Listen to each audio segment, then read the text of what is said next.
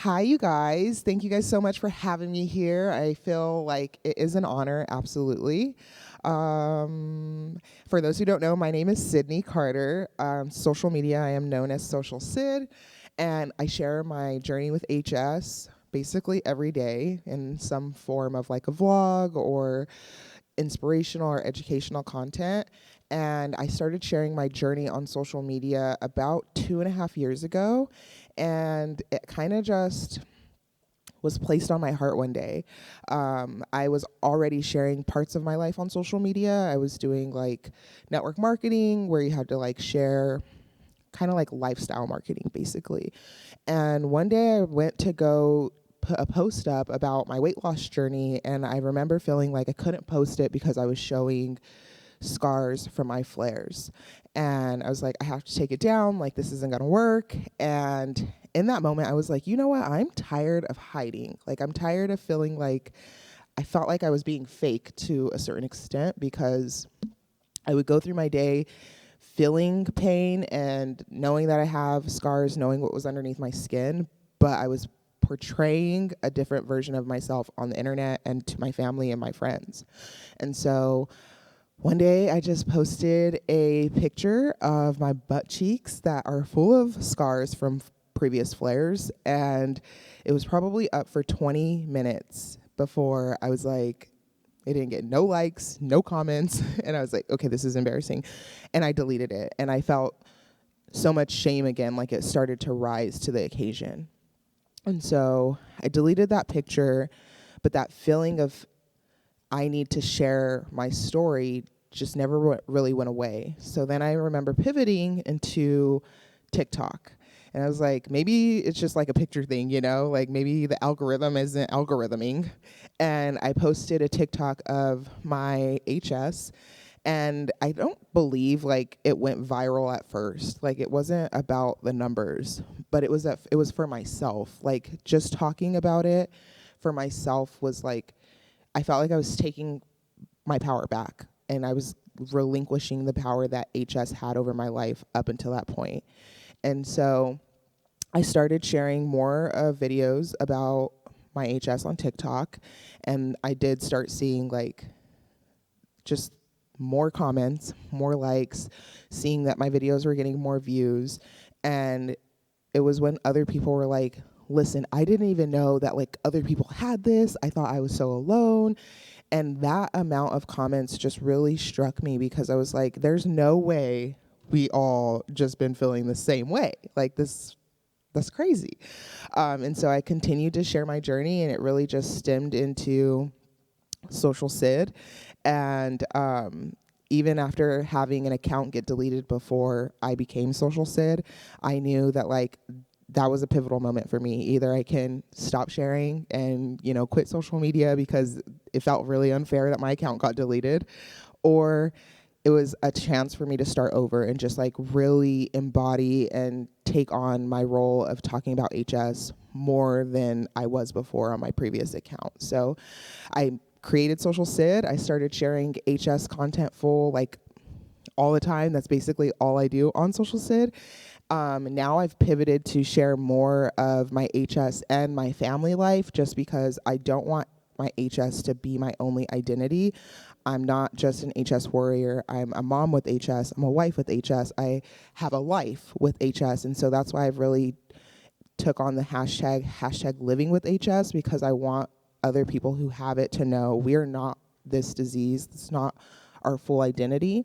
And so, yeah, that's basically how Socialcydd became, and hopefully she's here to stay for years and years and years to come, because not only has it granted me the ability to be a full-time stay-at-home mom with my children, be present, and, you know, I can't explain, or I can't even count how many jobs I have no called, no showed, because I rather lose the income, lose the job, than previously explain to them like, hey, I can't come to work today because I have a golf ball sized flare on my thigh.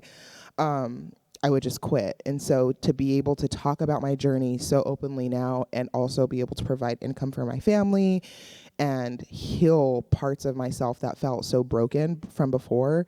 It's almost so full circle that it feels kind of like a dream, even just being here and sharing my story with you guys today. And so, yeah, that's how Socialcydd became, and that's how we are here today. And I just always reiterate to those who I meet in real life that there's nothing special about me and my journey. I mean, the thing about the followers on social media is like, people, when I create content, I think the only special thing is that they see themselves in my story. They see the similarities in the scars, in the it's hard to sit, like the anxiety of probably sitting on this couch right now. Thankfully, I don't have any flares, but if I did, it would be a valid reason to have that kind of anxiety and stuff. So I just share those little pockets of my day that I feel like we are so great at hiding, right? Because we've gone so long without sharing our journey with anybody and feeling so much shame and being isolated and, you know, all of the things. So I just share the parts of my day and the parts of my life that I feel like, you know, I've been quiet about this for too long. And so those are the moments that honestly have the most impact on social media. And so, yeah, that is basically what I do. And I just want to really reiterate to you guys that, like, it's nothing special to it. It's just taking what goes on in your day. And I know that we all have it, right? We all have a moment where we're like, oh man, like, this is kind of really inconvenient, or like this sucks, or whatever it may be, or like this is a hurdle or obstacle, a barrier because of your HS. Take those moments, and it's okay. I know it feels real cringe at first to be like, let me pop my camera up and record this. You know, it can feel really cringe at first. I'm not even gonna lie to you, but I promise you, once you get one message, one comment, one DM about somebody saying, hey, I can relate to that, or I thought I was the only one who was dealing with that, or, you know, I really appreciate you sharing this. You made my day, or, you know, you really inspire me. Those are the kind of comments that keep me going. And they were the kind of comments and DMs that affirmed to me that what God placed on my heart had purpose, and it wasn't just about me. I started sharing my journey for myself to heal the parts of me that were broken on the inside, but I continue to share my story for all of you guys who are my community and boost me up. And so, yeah, I just want to continue to say that I am nobody special. And if you have ever thought about sharing your journey on social media, you absolutely can. Don't be discouraged by the influencer culture right now of like feeling like you have to have the latest and the greatest and, you know, be super aesthetic and have a perfect life. Nobody has a perfect life. And if I can share my journey on social media with my imperfect skin, and I'm not a perfect mom by any means, I'm not a perfect person. So I share the imperfections and the flaws that I feel I go through daily, and that's what makes people feel human, you know? So you just have to start. And I encourage you also, like, there's a huge community out there. You see that right now through the influencers who are in the community sharing their journey. But I want you to start for yourself. I want you to think about something that felt so like your HS can inconvenience you in so many ways. And so I want you to think about a time that you feel so inconvenienced, whether it's I don't wear white anymore, or I can't sleep on white sheets, or I can't go to this party because I don't want to sit on this type of chair. It's the little small things that honestly make a huge difference for us in our HS journey. And so share those inconveniences or share those wins, and do that for yourself. And I promise you, once you start doing that, you're going to see how you're inspiring other people. And that's going to be like the catalyst that gives you energy and like the gas to keep going.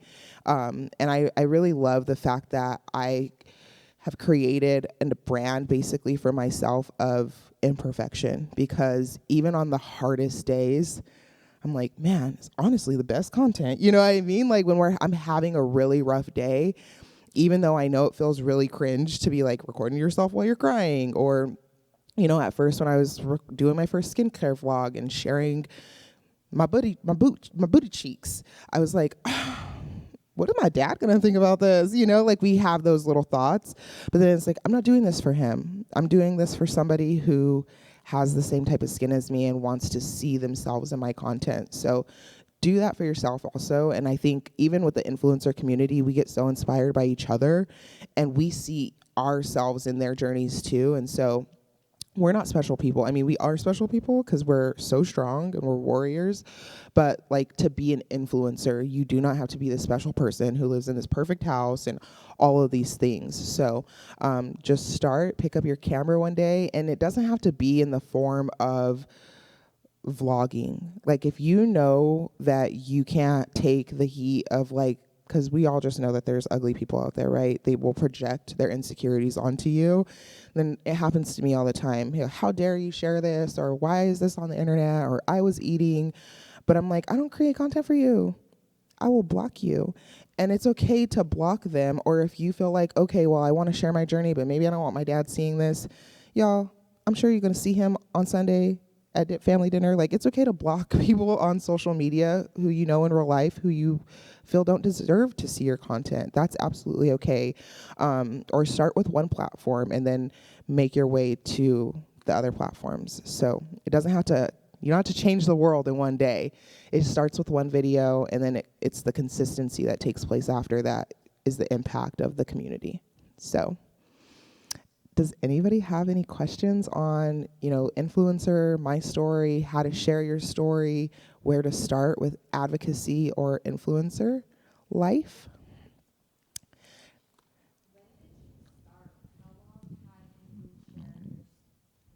How long have you been sharing your story online for? Like, when did you start? I started sharing my HS journey about 2.5 years ago. And it started with, like I said, with just me feeling like I was tired of hiding myself. And so I make content that differs from like educational now. But before I was like, I didn't know what I didn't know. So I was just sharing my perspective of living with HS. And so it just developed into now what is influencer / advocacy work, because I got connected with HS Connect by going to the Beautify HS project. And that's another thing, you guys, you just never know who's watching your content, even when you feel like, oh my God, like there's not brands reaching out to me or nobody's in my DMs and nobody's like, you never know who's watching your content and the opportunities that will arise. And so when HS Connect reached out to me for the Beautify HS project, I was like, me? Like, you know who I am? And then being able to go to the Beautify HS project was something that really was a pivotal time in my social media journey, because we were all sitting around a kitchen table and we were talking about just different HS stories that we've had, and there was tears, there was laughs, there was more tears and more laughs, and in that moment we kind of just had light bulbs go off. Like, we need this all the time. Like, we deserve to have like kumbayas like this, And so I remember leaving that project and feeling like this is something that I want to try to do full time. And it wasn't like I had to reinvent the wheel. I was like, I just have to make more content of my life, of like, sometimes they're inconveniences, sometimes they're wins, Like, I wore white here on the first day. Ask me 2.5 years ago if I would have put white on. Like, absolutely not. But I took that power back for myself. And you guys allowed me to take that power back for myself by just sharing my journey and saying, you know what? Like, yeah, you might stain it, but why are you restricting yourself from wearing an entire color because of your HS? Like, we don't need to do that. We can, if you feel like it mentally, like it makes you feel better to wear black, okay. But I was like, why am I prepared for a funeral at any given day? I got all this black on, and it was just like, it was depressing going shopping and just like only like, oh, black. And I took my power back by saying, you know what, I'm gonna buy some color. And even having hyperhidrosis, like, I'm up here sweating, mostly because I'm up here, but just like I sweat all the time through any shirt, through any color, like, but I will still wear whatever color I want, because I'm not gonna hide who I am. I wanna be able to show who I am and express who I am through my clothes. And sometimes HS steals that from us because we're like, I'd rather just play it safe. But what if we didn't? like even with social media, like sometimes we want to play it safe. And if you want to talk about HS by just talking to the camera or doing a vlog or, you know, whatever, or doing a blog, like you don't have to do video content. But I'm just saying, what if you did show somebody your scars? What if you did? You know, like you're setting yourself free, but you're also going to help somebody else. And so I know we get so scared in our head, like, what if this goes wrong? But what if it doesn't? You know, like it's okay to be scared and then do it anyway. And that's basically what creating content about your HS journey is. Like even to this day, there's sometimes where I'm like, I don't know about that. And then I just do it anyway. And I'm like, it's the message or the comment that I get after that of people saying, oh my gosh, I can relate so much to this because we were alone for so long that I live for that moment that somebody is like, you made me feel less alone, that I'm doing what God told me to do. So any other questions? Hey, girl. Hi. What's poppin'? So, with the social media, there are hate comments. I know that I get a lot of them, especially that one with the I was eating. I was like, all right, like, I saw your comment. You're like, okay. like, yeah, like, what you want me to do about that? Like, okay. But for someone just starting out, because the thing that kind of keeps me from looking at those hate comments is the people who are like, oh my God, you are really such an inspiration. Thank you for sharing this. But for someone who's just starting out that journey, how would they be able to handle hate comments? How would you handle it? So I think personally there's different approaches to the hate comments, and it's different things work for different people. I'll be fully transparent right now. Sometimes when a video goes viral, I don't read the comments just because I know what comes with that. I know that if a video has 20 million views, yeah, there's going to be a lot of positive comments, but when a video has that much virality, it's going to reach the side of the internet that we maybe didn't want to reach. And sometimes, like at the beginning of the virality, I'll be responding to the positive comments, but once I start seeing it getting kind of toxic in the comments, I just won't go back and read them for a while, because mentally I'm not to the place where I can read that and still be okay. And so it's okay if you can't respond to all of the comments because you have to mentally take a break. And it's okay if you don't respond to comments at all, you know, because like I said, at the beginning of my journey, I was sharing for myself. And so as long as I was posting, I knew I was doing what God called me to do. I'm like, I'm not mentally prepared. I don't have the capacity to go through my comments and see the negativity, because then it will discourage you from creating that next video. But also it's learning, like, I'm not saying go to school and be a psychologist, but it's also just knowing like human behavior. Like there's always going to be negative people. There's always going to be people who project their insecurities onto you. How is me sharing about my messed up skin got you feeling some type of way? You know what I mean? Like you have your own insecurities that you're worried about, and I'm triggering you because I'm confident in myself, and that's not my problem. So it's taking that pressure off of yourself, that like, don't give them so much power with those hate comments. You know what I mean? Like, yeah, protect your energy. If you can't read them, that's okay. If you need to go through and delete them, that's okay. There was a time where I couldn't read my messages because I felt so overwhelmed. Like, oh my God, I've never really got hate messages, but just like, even with the virality of so many people will feel, oh my God, I need to message her. I need to message her. I need to message her. And I'll be honest, there's a time where I was like, I can't even, like, I'm so overwhelmed. I don't even know where to start, what to do. And so I had to delegate and have somebody help me work through that. And that's absolutely okay too. It takes, once you can find somebody who can help you, absolutely take that help, because, you know, Rome wasn't built in a day, and they didn't build it by themselves. And if we've learned anything, is that our community is probably the best damn community I've ever been a part of. And once you find it, there's nothing like it. So find a bestie who can help you. Also, my sisters are really amazing. Like my actual real sisters, they'll tell me like, hey, don't go to your comments right now. Or they will feel like, I'm about to beat somebody up in your comments right now. And just knowing that they have my back makes me feel really confident in myself. And they're like, don't ever stop. Like, don't stop because of them. And so sometimes we need that affirmation and that confirmation of like, there might be a lot of negativity in that video, but you're not making content for them and you still keep going. And so if you're starting out and you feel like that's what's happening to you, post the video and get off the app. That's okay.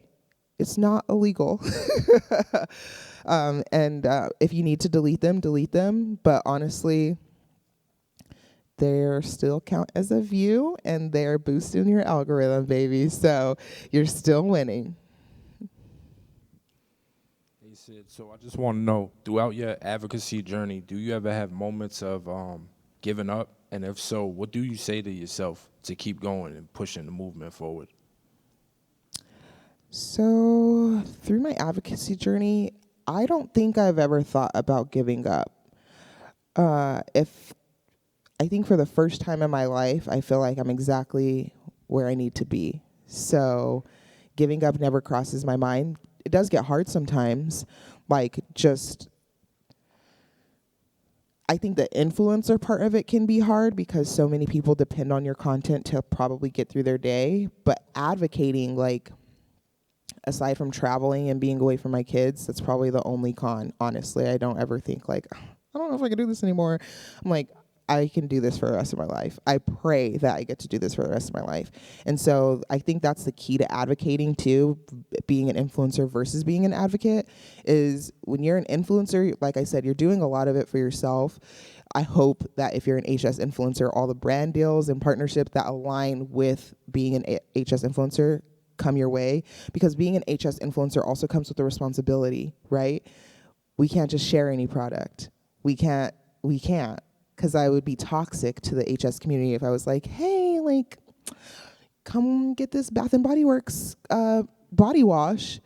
That's not good for our skin. So even though I'm getting a brand deal, I would now be the prey and the toxic part of the HS community. So you do have a responsibility. And I think that's what comes with the advocacy work, is knowing that like it's no longer just about yourself. When you're doing it influencing, you're doing a lot of your content creation comes from your perspective of your HS journey.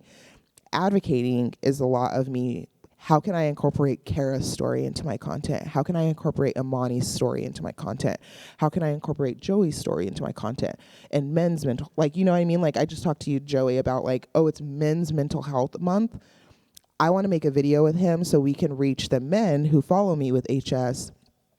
But when you're doing influencing, you're kind of just really like, you have your, it's you know, versus advocating is thinking of the HS community as a whole. So it's about perspective. And when you become an advocate, I think because you know it's about the community, why would you want to give up? You know, I mean, like, I think with any job, it can be hard. I think more of the nonprofit side of things are harder. But for me, I'm like, you can tell me where to show up or book my flight any day and I will pull up and tell my story. So for me, it doesn't get hard, really. It's an honor to be anywhere I am talking about HS. But if you are an HS influencer or advocate and you do feel like, man, I don't know if I could do this anymore, it's okay to take a step back. At the end of the day, with our HS, we know mental health is a huge thing. So we want to take that into account. And always, we know stress can be huge triggers for us also. So if advocacy work in any time becomes stressful, it's okay to take a step back, but be transparent with whoever you're working with. That way they also know you're doing this for the benefit of your HS and your mental health, not just like selfishly thinking, I can't do this anymore, sorry, I'm out, you know? And I think that's what the difference between influencer and advocating is, yourself versus thinking of the whole community. So as a HS advocate and the increase in HS advocacy on social media, I've personally seen some people, they might have a different topic that they're influencing about, but they kind of have weaponized HS for that. So an example is I've seen a lot of people become vegans and use things such as HS. And we know that a lot of this is based in misinformation and just wanting to get make their message stronger. How do you deal with that misinformation of HS on social media platforms? And is that something you look at as, I'm an advocate, I should try to provide more education to people like that, or just let them stay in their lane, you stay in your advocacy lane, because, you know, you can't always combat misinformation at the same time? Yeah, so I think it's the same thing, influencer versus advocate. When I was an influencer, I didn't really care if people were in my comment section like, you know, drink bleach, it'll make your HS go away. I'm like, okay, like, I'll just let that live there. Now, as an advocate, I don't want somebody else to see a toxic comment and run with that. So I'll try to filter the craziness in my comment section. Now that I am confident in the information that I'm learning about HS, because I've got resources like HS Connect, I've been able to come to events like this and get educational information that is accurate about HS, and I take that with me home, and I am able to create content about that. So we have a responsibility as advocates to correct the information when you see it. And it doesn't even have to just be your content, but if you see another influencer sharing how, you know, you're not gonna cure your HS until you go vegan, it's okay to comment and say, this isn't accurate, and you're actually hurting our community by talking in absolutes, is what we call it. Because we know HS is not a one-size-fits-all condition, and what works for one may not work for the other. And even with products that I talk about, I make sure that I let that be known. My Magic Healer works amazing for me, but it might not work for the next person. And you have to be transparent about that, because you don't want somebody to put all their hope and all their eggs in one basket, because it can be dangerous. So we have to kind of have that disclaimer, and it's okay when you know and you're confident in the information that you've received to correct somebody. And if they want to fight with you about that, either you can give them the correct information and the resource that you got it from, because then you're also empowering them to have the correct information, right? If they want to tango with you, that's up to you to be like, okay, you know, like, but you can do it privately in their DMs, or you can respond back in the comment section. But I think the HS community as a whole has to really get it through their head that we cannot talk to each other in absolutes. And I think I don't think a lot of people mean it in the way that it comes across. Like when they're like, oh no, you need to do this because this is what worked for me. Like, I'm really glad that worked for you. But for me, I don't know if that would work. Or for the community entirely, we can't say that, you know, drinking herbs every day is going to, and there's no cure for HS. So anybody saying that is absolutely already wrong. But like for me with the food, right? I just made a video the other day about, I had to reposition myself on how to react to the comment about food, because so many people will be like, well, if you just did this and you just did this and you just did this, your HS would go away. So I had to make a video saying, you know what, if you have put your HS into remission by changing your diet, I just want to let you know how strong you are. Because honestly, especially if you live in America, it's really hard to do and be consistent with that. For me, on the other hand, I'm not ready to give up certain foods, and I'm okay with the fact that, you know, I may flare from a Snickers bar. That's my prerogative, but I had to position myself into where I don't want to shame them, because I don't want to do what they are doing, right? But I gave them their kudos. It's like sandwiching. Like, give a positive comment if you have to give that corrective advice, and then end with also another positive comment. So that way they're not getting lost in the negativity of like, oh, well, she's just only coming over here to correct me. So it's, as an advocate, when you see that kind of social media stuff going around and it's not accurate, or they are talking in absolutes, I do feel like it is our responsibility to speak up and say something, or else we're also just kind of responsible for all the misinformation going around, you know? So that's basically what we're doing with events like this, the HS retreat that so many of us were a part of just a few weeks ago, being here. these nonprofits are doing their absolute best to equip us with the correct information, and it's up to us to go back, whatever your role is in the HS community. If you're an influencer, to take that to your community. If you're a dermatologist, to take that back to your doctor's office, to share that information that you're learning, so that way it only takes one. Like, as long as you're sharing it with one person, then they can share it with one person. Like, we think that we have to change the world in one day. We don't. Or that you have to go viral to make impact. You don't. As long as you're helping one, like, spread that good information to one person. Hey, I wanted to let you know that HS actually isn't a sweat gland disease, but it's this. And then you hope that, okay, now that they're equipped with the right information, if they ever come across misinformation, that they can correct it. So you don't always have to do it. Do it one time. Somebody will see your comment and they'll be like, oh, okay, So, but like I said, it is as an advocate, your responsibility to start helping kind of decrease the misinformation that's going around on social media. Hey, Sid. Hey. Oh. I just had a question about now with like influencer culture and people being glued to their phones 24/7 and like always creating content. How do you find balance in your day-to-day life? And do you ever just like unplug and leave your phone like away? And with being a mom, I just wondered how you balance all of that. Yeah, absolutely. So, I mean, at first it could be hard to find the balance when you're like in the thick of like gaining that momentum, right? You want to like keep creating. But I want to encourage everybody to set boundaries, or else you will face burnout. And then that's not good for anybody, because then people are going to miss your content. You're going to start feeling like, oh my God, I took 6 days off. I don't know if I could come back. So whatever your schedule is, whether you're a mom, you work full time, find those pockets of your day that you can create content. I think with HS, it can be simpler than most influencers, right? Because some influencers are making content about, we see all the content. That you could be an influencer for anything. But with HS, like, it's our skin most of the time, or like you're telling a story about your skin. But for me, I do a lot of like skincare vlogs. So like, I just gotta get out the shower and like record my skincare routine. I might not edit that vlog right away because I am a mom and I do have other things to do. So I'll record it. And now I have this cool little thing in my life, because I was hoarding content instead of posting it, that like, okay, I have up to 48 hours since I recorded this to get it edited and posted, because mom life is just crazy. I ain't even gonna lie.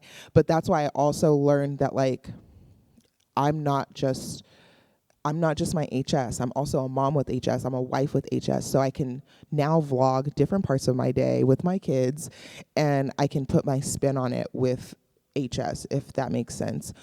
So I mostly edit at night, and then I post at night. I post either early morning while my kids are asleep or late night while my kids are asleep, because I don't think being an HS advocate has granted me the ability to be a full-time stay-at-home mom. So I want my kids to feel like they have a full-time stay-at-home mom, not a mom who's always on her phone, because we can get lost in the scroll, or we start comparing ourselves to other influencers, and it can be really toxic. And so find out what your schedule is. It's okay to like write it out and be like, okay, well, if I work Monday through Friday, 9 to 5, maybe I want to wake up an hour earlier so I can make sure I get this recorded and edited, and I can post it I post it on my lunch break, like, don't let it consume your life, because we know too much social media consumption, whether you're an influencer or not, has negative effects on us. So, Hey, sis, someone in the live asked, what's your most memorable story from one of your supporters? one of my most memorable stories from one of my supporters, I think this is when I realized the power of social media and the impact of influence. Is when I was in New York for the first time ever for an HS, for my Make History campaign. And we were waiting outside the hotel for our car, and some random person walking on these New York streets stopped me and was like crying. She's like, oh my God, I follow you on social media, and HS is just really hard, and I can't believe that you're talking about it. And in that moment, I was like, I have never even been to New York City and you spotted me on the street in Manhattan? Like, what is happening right now? And that's when I was like, okay, like, you never know who's watching your content or how much you're really impacting them by showing up as your authentic self. And so from that moment, I think I even gave her like, she's like, I just really want to try my magic healer, but it's a little bit expensive. And I was like, girl, you can have this one. Like, I had one on me. I was like, girl, you need to use this. Like, if I can help you right now, here. And it was just the most powerful moment, and we have a good bond. So it's nice to still keep in contact with her and talk to her. I think when you meet them in real life, it changes your life also, because you realize that, like, this is really bigger than me. It's really bigger than you can even see, because social media is so, like, our perspective of what we see on our phone that we don't realize, like, when you have a video that gets 21 million views, like, I just always wonder, like, what that looks like worldwide, you know? So that was one of my most impactful. Anytime I meet them in real life, I'm like, oh my God, it just, like, melts my heart. Is this working? Hello? Yeah, you're on. Okay. So, not necessarily a question, but could you offer any words of encouragement, affirmation to some of us who have been posting for a solid 2 years, and we haven't had our moment of a bunch of people finding our content? It's just like, here's my booty cheeks, and like 4 awesome people are like, you go, girl. And like waking up every day and still posting, because those 4 people are so important. Like, any words of encouragement for us to just like keep grinding, even though we're itty bitty and small. Yeah. So, like I said at the beginning, I mean, we all start at start. It can feel really discouraging when you feel like you've been doing it for a while and you're not seeing the growth that you anticipated. But I want to let you guys know that it was basically like one video that blew up my social media. And it can happen at any time for any of you. Even this year, I mean, it was the video. I have a video that's 20 million views. And you can't even see any flares in that video. It's just pure expression on my face from the pain that I was in.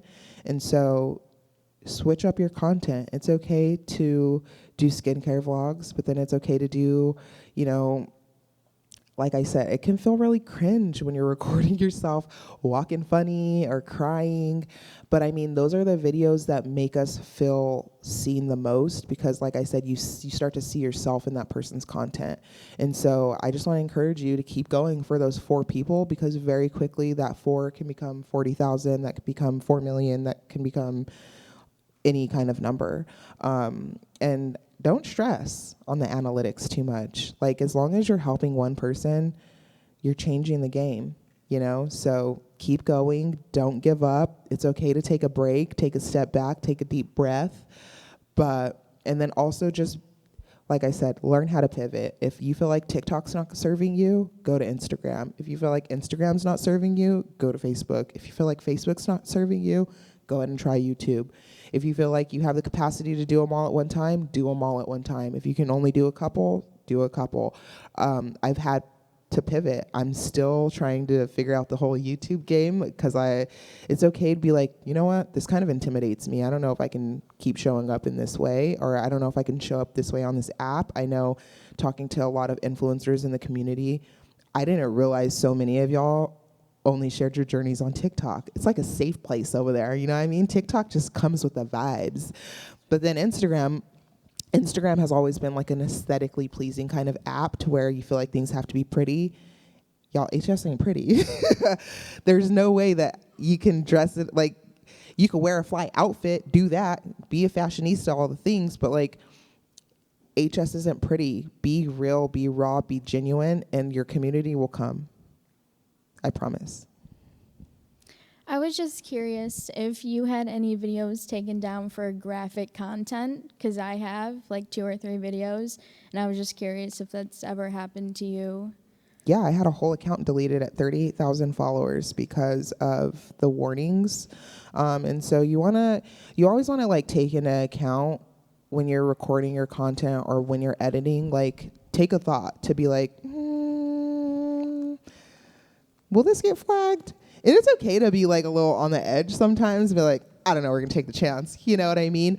Especially with if you have flares on your booty cheeks, or if you have flares, you know, in the vaginal area, it can feel like, how can I share this, you know, without getting flagged? And it's actually, when I had a vagina flare earlier this year, the worst one I ever had, I couldn't even move for 24 hours. Like, I was like pregnant in bed, just like breathing hurt. And but I recorded myself changing my dressing in the bathroom, and you know when it hurts that bad, like you just cry, like you can't, I couldn't help it but to cry. And it wasn't my intentions, like, I'm gonna make this crying video, it's gonna be perfect, it's gonna go so viral. No, I just got up and I recorded the content, and like where that flare was, I knew I couldn't record that part because it was gonna be too graphic. So I recorded my expression of like putting that on, and that's my most viral video. So it's okay to pivot and be like, maybe I don't need to show this part of my body. Or sometimes I have to appeal on TikTok, and they'll like put the warning over it to where people have to like literally click that they want to see that video. And that's okay. That's okay. And sometimes when you appeal it, I just say that like, hey, my video is still on other platforms, and then TikTok's like, all right, bet. You know, so it takes trial and error. When you do have a few that are getting taken down, you kind of want to I encourage you to take a different approach to the way that you're vlogging or sharing your journey. Because there's nothing more discouraging, honestly, than getting your account taken down.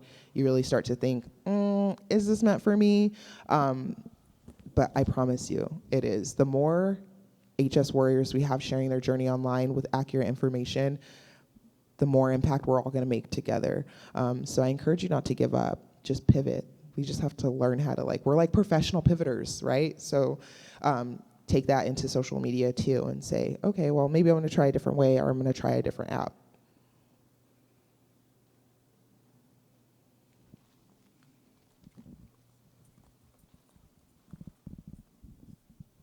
Another question from the live. They want to know, have you ever paid for promotion? Never. Never. All natural. All natural, baby. Organic. We don't pay for ads over here. Organically Organic grown.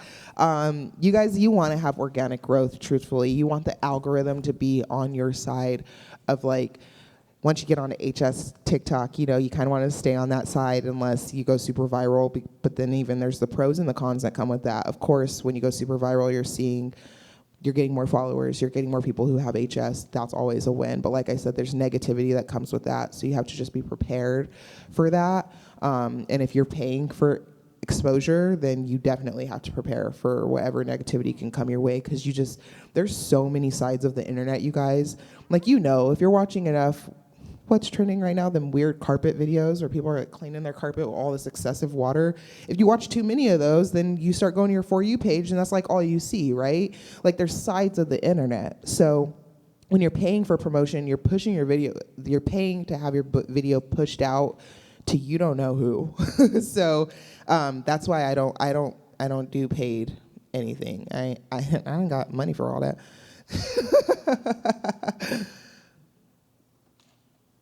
Anybody else? Any other questions? Awesome. Well, I really thank you guys so much for allowing me to share my story, allowing me to have this space and just give you guys the permission and empowerment to keep sharing your story, or to start sharing your story if you haven't already, because and not focus so much on the numbers, you guys. Like, I really want you, if that is your biggest takeaway now, like, if you're changing 4 people's life right now every day, lock in on those 4 people.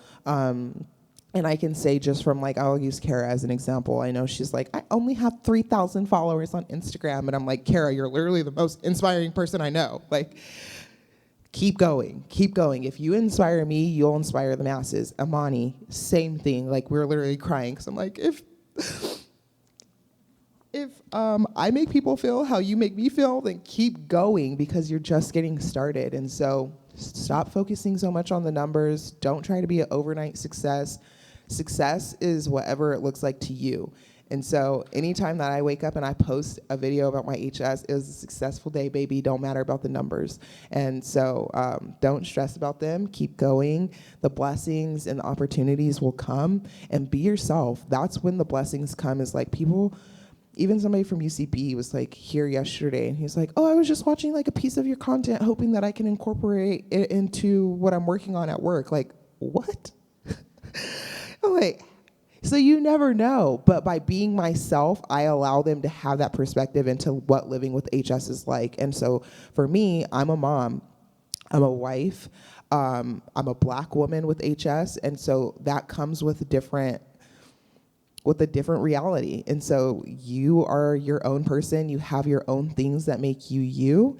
Share what your perspective is like living with HS. I can only imagine, I mean, like, I don't work a 9 to 5 anymore, but I can't imagine flaring and then having to go to work anymore. But for some of y'all, that's your reality. So share the fact that you got to bandage up before you go clock in, because there's somebody else who had to do it today too, and they would love to see that relatability online.